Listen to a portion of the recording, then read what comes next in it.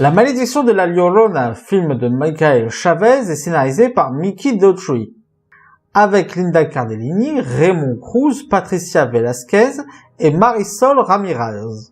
En 1973, à Los Angeles, Anna est une assistante sociale qui trouve 2 enfants enfermés dans un placard par une mère.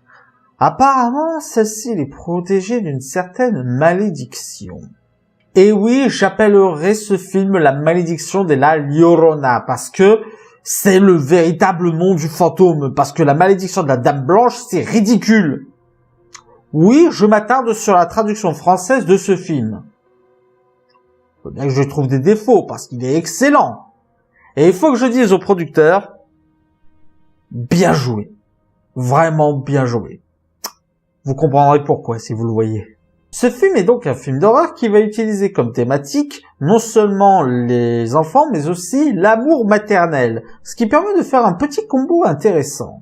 Déjà parce que dans le contexte, ça nous donne des personnages très attachants, même s'ils ont des décisions très connes par certains moments. Genre, pourquoi ne pas parler des premières attaques? C'est complètement ridicule. En plus de cela, ça ramène une thématique horrifique, certes déjà bien exploitée, mais qui est très bien faite ici. Parce que, la deuxième étape des 3 étapes de la terreur, l'handicap, est automatique puisque les victimes de la Llorona sont des enfants. En plus, le montage, le cadrage, la mise en scène sont très bien harmonieux pour nous donner des montées de tension juste géniales et faire des annonces de menaces juste flippantes.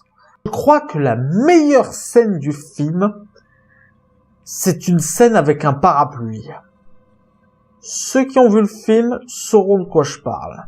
Le film utilise des jumpscares, mais ce sont des jumpscares intelligents parce que déjà, ils surgissent de coins où on ne s'attend vraiment pas. Je veux dire, l'étape de la surprise est très bien réussie dans ce film. Et surtout, il ne se contente pas du jumpscare en lui-même. À chaque fois qu'il y a une apparition de la Dame Blanche, on a une longue poursuite qui ne te lâche pas. Et quand elle se termine réellement, tu doutes si elle est réellement terminée. Un peu comme le fait une certaine saga de films. Est-ce que je vous le dis ou pas?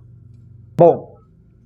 Ceux qui ne veulent pas être spoilés et qui ne veulent pas savoir de quoi je vais parler, arrêtez la vidéo maintenant.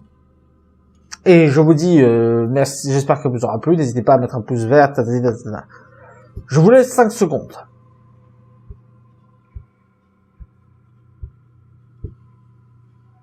On peut y aller? Il s'avère que ce film fait partie du Conjuring Cinematic Universe.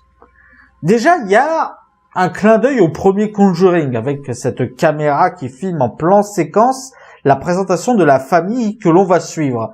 Mais la preuve ultime, c'est l'évocation explicite et évidente de Annabelle. Tous les films de la saga du Conjuring Cinematic Universe, je trouve que c'est le film qui se rapproche le plus de l'esprit de la saga originale. En tout cas, ça reste un excellent film d'horreur que je vous conseille vivement. Voilà, c'était la critique de La malédiction de la Llorona. J'espère qu'elle vous aura plu. N'hésitez pas à mettre un pouce vert si c'est le cas et à partager sur les réseaux sociaux. D'ici là, allez au cinéma. Ciao!